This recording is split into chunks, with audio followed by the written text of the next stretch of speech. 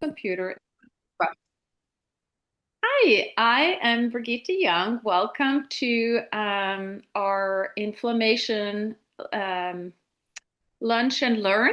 And I'm a registered nurse. I'll tell you a little bit more about myself and how I got into this. And then I have with me Miriam Bahalo, who's also worked in the health-related field. And for me, I chose my profession as a nurse because I wanted to help people, give them more life, to live more abundantly. But it turned out that a lot of the things that I was doing with people was pushing pills and sending them to surgeries. And when I found this program for my health that I did, I thought, oh my gosh, this is too good to not to share with people. And also, as a cardiac nurse, I knew that inflammation is a huge part in disease, and not just in heart disease, but any disease. So we're going to talk a little bit more about that. So when a topic ends up on the front of Time magazine, we know it's an important topic. So it's a life changer because most people are unaware of what's happening inside their body. Inflammation often has no symptoms. That's the underlying cause, like I said, of many chronic diseases. So in 2004, when Time magazine called this the secret killer, it occurs at a cellular level, actually, starting in the mitochondria, and it's connected to nearly all chronic disease, from cardiovascular and autoimmune disease to Alzheimer's and cancer. We can either wait for symptoms and diagnosis or address inflammation early before disease takes hold. So the good news, it's reversible almost at any stage. And what is inflammation? So chronic inflammation is one of the most insidious causes of disease in more modern society. Certain lifestyle factors increase inflammation, and as a result, our cells lose the capability to function at peak performance. And the result is slow deterioration of health that often leads to full blown diseases like autoimmune and cancer. And I had autoimmune issues, and this is why this is such a huge life changer for me. And we'll talk about how it might relate to you. Chronic low level inflammation seems to play a role in a host of diseases, including type 2 diabetes, heart disease, Alzheimer's, cancer, and even depression. When the immune inflammation response is constantly triggered, over time it can damage the body instead of healing it. So, Catherine Hobson, um, is inflammation bad for you or good for you? Um, she says that, firstly, normal inflammation. Okay, Birgitta. I'm going to let you take Yeah. this one. I think we're on the next slide. Yeah, Yes, go thank you, ahead. Birgitta. Yes, as you mentioned, my name is Mariam Baharlu, and I'm a health educator and a health administrator, and healthy living is my passion, like Birgitta's is. So that's why we love to do these presentation. And as Birgitta mentioned, inflammation can either be good or bad. And inflammation is actually our body's necessary biological process that signals our immune system to pay attention to certain tissues in our body. And when something goes wrong, the immune system will do its best to remove the offender in our body. And for example, when you strain your muscle or you have a cut, then the healthy immune system stimulates a defense mechanism that permitting the injury to heal. So when inflammation, is chronically due to the high, poor diets or high stress, then the immune system quickly becomes overwhelmed. And that's where the problem and disease happens.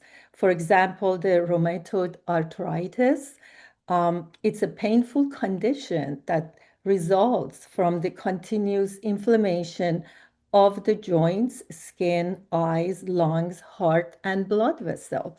So besides arthritis, there are other conditions such as bursitis, which is the inflammation of the elbow, knees, and shoulder, and hepatitis, which is inflammation of the liver. They all can be resulting from the chronic inflammation. And that's why today we are going to focus on chronic inflammation. We also suggest ways to reduce and in some cases, hopefully eliminate those chronic inflammation response in our body. As you can see, the acute inflammation, it's on the left side shown in this slide. It's an innate immunity. There is a stimulus, like we cut our finger. So the immune helper cells do their job of healing. They go to where they are needed. They heal the area, then the stimulus ends. However, in the chronic inflammation, which is also an adaptive immunity, there is an ongoing stimulus like a stress, poor diet, and our immune helper cells try to do their job of healing. However, that ongoing stimulus results on more cell recruitment to the area, which increases the inflammation and changes to the cell happens. So constant internal irritation that never resolves lead to long-term conditions. Acute inflammation heals, however, chronic inflammation harms. And the inflammation on the cellular level, the healthy mitochondria in our cell produces lots of energy and very few harmful free radicals. However, the unhealthy cell that you can see on the right, the mitochondria, produces very little energy and lots of harmful free radicals. And these free radicals deplete vitality. That's why early fatigue often points to inflammation throughout the body, not just one spot, because it's damaging the mitochondria in the cell. It's very critical for us to understand inflammation can affect energetic output of mitochondria in our cell, which determines health and energy production. In addition, because mitochondria in our cells make almost all the energy our body uses to perform daily processes, when inflammation inhibits this mitochondrial energy output, the body is immediately at a higher risk of any disease. And as Birgitta mentioned earlier, inflammation is almost always a factor in chronic disease. Now, if we look at it on a cellular level, the healthy cell, the unhealthy cells, the cell membrane is hard and rigid. Only some nutrients can get in, and only some waste products can get out of the cell. So they remain in the cell. And on the right-hand side, we see the healthy cell. The cell membrane is soft and permeable. Waste products can get out and the nutrients can get in the cell to nourish the cell. And our cells renew in different intervals. So 100 million cells die per minute. And those are like our skin cells renew every 28 days, liver cells every 500 days, red blood cells every 120 days, intestinal cells every 3 days, white blood cells every few hours. And that can be good news. So if we change our lifestyle and eating healthy and remove inflammation, then we can keep our healthy cells that they renew. And inflammation, it's like a fire in a building, and it can strike any weak organ that we have. So if inflammation strikes, if it strikes on the brain, It can cause increase inflammation in the brain and can cause poor memory, depression, and MS and Alzheimer's. If it affects our heart and vessels, it can cause high blood pressure, heart disease, and a stroke. If inflammation is in our muscles and bones, it can cause arthritis and osteoporosis. Skin inflammation in the skin shows up as acne and eczemas and psoriasis and wrinkles. Inflammation in our thyroid can result in Hashimoto and Graves' disease. Inflammation in our lungs can cause asthma and allergies. Inflammation in digestive tract can cause Crohn's disease and celiac or GERD. And in kidney and liver, inflammation can result in, again, high blood pressure, fatty liver, and toxic overload. And when we have these inflammation in these areas of the body, the doctors treat each symptoms that we have for that body part. And rather than addressing the root cause, which is the inflammation, it's a systemic inflammation, not just one part. So most treatment also focuses on easing the symptoms with medication, but not fixing the root cause. So, and then the drugs eventually may also add to the inflammation because adding the toxic load to the body. But real healing comes from lifestyle and nutrition that supports the body's own repair mechanisms. So we're going to today to talk about 7 early warning signs of inflammation that often are ignored. People a lot of times may not correlate or recognize them as inflammation response, and they go to different specialists for each symptom, not understanding that our symptoms may stem from inflammation. So now Birgitta is going to go into these warning signs in more detail. Yeah, so what you're saying, Miriam, is that it affects all our body systems. So some of our body systems are not even on this slide, and you might have something. I was talking to some, when you talk to men, especially, they may have prostate issues, right? And that wasn't on here, but Mhm. it's the same thing. Inflammation is such a huge component in every disease. And and the inflammation can cause like high blood pressure. It can cause enlargement of your prostate. It can cause all these different symptoms that are on this slide, and then more.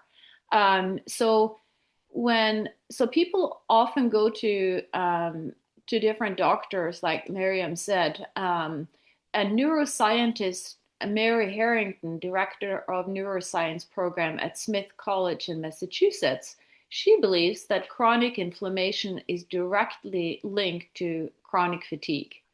I had chronic fatigue in my late 20s, and when we figured out how to reverse it, I got better. But my regular doctor had told me that, some people never heal from it. It could be a few years, it could be a couple of decades. We don't know. And that's when I really started looking into other ways of treating the body more with a holistic approach.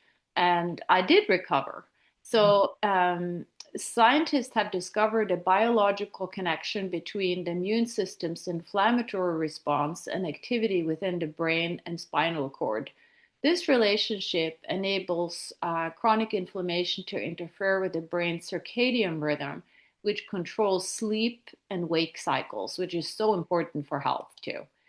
And with red and itchy skin, I grew up with eczema, know all about it.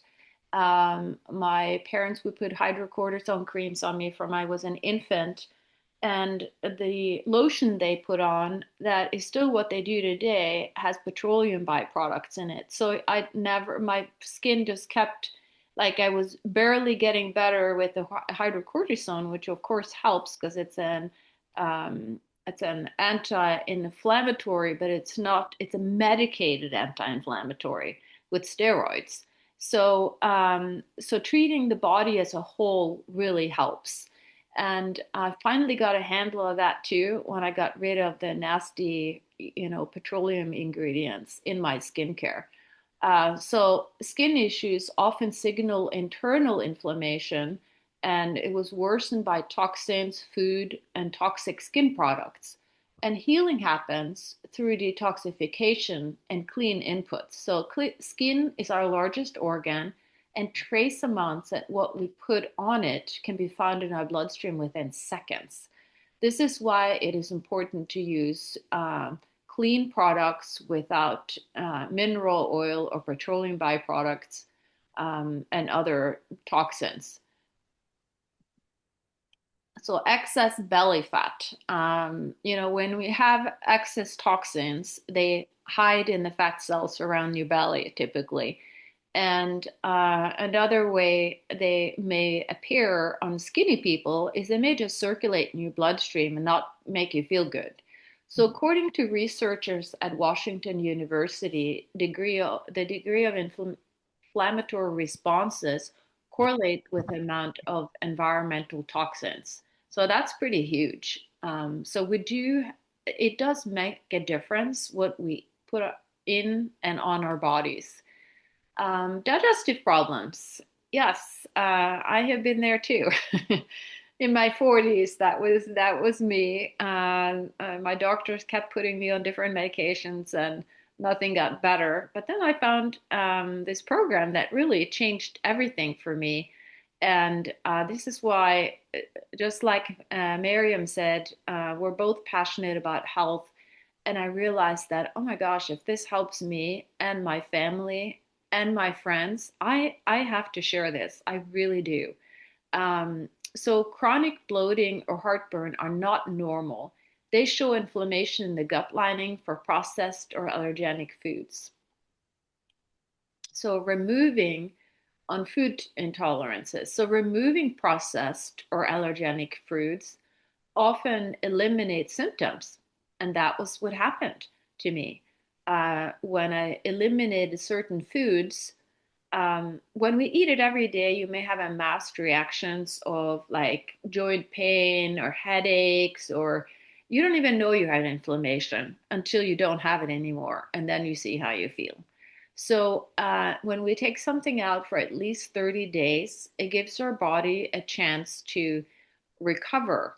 And when you then introduce it on a schedule, you'll know whether some of these foods bother you or not. So there's no way to know, even if you're eating gluten and dairy and sugar and heavily processed foods every day, that you have a problem with it, except you may have brain fog, feel bloated, and have pain in your knees or having a hard time recovering from injuries, those kind of things. So food sensitivities are a prevalent issue and kicks the immune system into overdrive. So when this happens, when this reaction happens in our body, inflammatory chemicals are dispersed to ward off the food's byproducts and protect the person. So that's why we're having symptoms. Um, Headaches and migraines, they are linked to inflammatory markers too, and are often food and toxin related.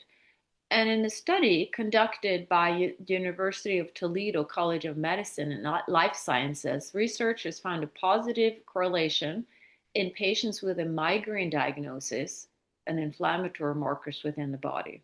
That's amazing, isn't it? We can actually do something about headaches. Mhm. And depression symptoms. So many physicians have reached this conclusion by crediting the frequency of patients diagnosed with the depression to registering high levels of inflammation, which can be measured in the blood by doing certain blood work that they use for all kinds of things. And so Furthermore, so these individuals are likelier to suffer from an inflammatory related health condition, the people with depression. such as rheumatoid arthritis or inflammatory bowel disease. So, importance of reducing inflammation. So this is where it gets really good because we can do something about it. Neurologist Mary Harrington says that I always try to address inflammation as a foundational strategy with all of my patients. So if you think of your bodies as a series of radios communicating to one another in order to maintain optimal health, inflammation is like radio interference. Like it's like your nerve cells can't communicate. By addressing the inflammation first and cleaning up the static, the body has a much better ability to communicate and heal itself. Because the body relies so heavily on complex communication processes to maintain health, every step must be taken to ensure those communication processes are running uninhibited. So I think Very good. we'll let you talk about this one, and I want to do a screenshot of this one because it's so good. It's so important. So It go. is very important, yes. So, in order to help, like at the beginning, I mentioned that, inflammation is causing a lot of issues, and there is probably like the program that Birgitta mentioned, we can control and hopefully eliminate. But we can go over what the inflammation hierarchy is. As you can see in this pyramid, it's showing the one that's on the bottom, it's the most important that we need to take care of. However, a lot of people, we hear about some miracle pill or drop, and we want to use those supplements or protocols or drops to help us improve our, health. However, we cannot supplement our way out of inflammation. And when we jump into these supplements and protocols, our body does not recognize them as miracle pills or drops the way we know them. So they're not going to do their work. That's why we need to start from the bottom of the pyramid. And we need to first stabilize the body's blood sugar. And so on because if your body's blood sugar is not balanced, so anything else that you want to do is not going to work. And it would not cover the symptoms rather than it doesn't treat the cause. It just kind of puts something like putting a Band-Aid on it, but it's not really healing it. So first you need to stabilize the blood sugar. Then you need to move up and work on the body's circadian rhythm and sleep, because that's very important also in removing the inflammation in your body. So once you, okay, I'm sorry, I moved my page. Here we go. So once this is done, we focus on gut On the barrier gut, and yes. digestion, right? Exactly. Yeah, because with your gut and the digestion cannot be working right. If your sugar level is not balanced and you're not having a good circadian rhythm and sleep, so you need to fix the gut barrier and improve digestion so you can absorb the nutrients. Now that you can absorb the nutrients correctly and your sugar is controlled and you're sleeping well, then that's when we need to focus on eating nutrient-dense food. Like we need to eat nutrient-dense food that are not the calorie-dense food. And we can also in our program show you what the difference is. So we need, because our body cells are replicating themselves every day, and the nutrients our body needs every day to nourish these cells. And our body needs 60 minerals, 20 amino acids, 16 vitamins, and 3 essential fatty acids. And deficiency in any of these nutrients or substances can lead to a very specific and often serious health problem. That's why we need to first get our body ready to be able to absorb, and then we need to know what nutrients are important and how to get them in our system. And but that's why we are underscoring this for most of the people. And we didn't know that either. Both Birgitta and I, even though we were in health fields and I was a health educator, I had to get educated on this to learn that, yes, you cannot go just take a vitamin and you cannot just move up from any of these parts of the pyramid before addressing the one from the bottom.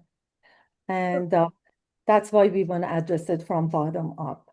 And in this program, we don't diagnose or we don't treat anything. But if you have anything, oh, I forgot to mention the supplement at the end. So now that you're eating good food, then now it's time that the supplements, if you're taking the vitamin D or zinc or whatever miracle supplements that you're interested in, then your body is going to work and they're going to absorb and it's going to help you to get healthy. And so the program that Birgitta was mentioning earlier is that like we don't diagnose or we don't heal anything. However, when you are not feeling well and you're going to your doctor and your doctor probably mentions to you that you need to make some lifestyle changes, sometimes they do say you need to exercise or you need to correct your nutrition.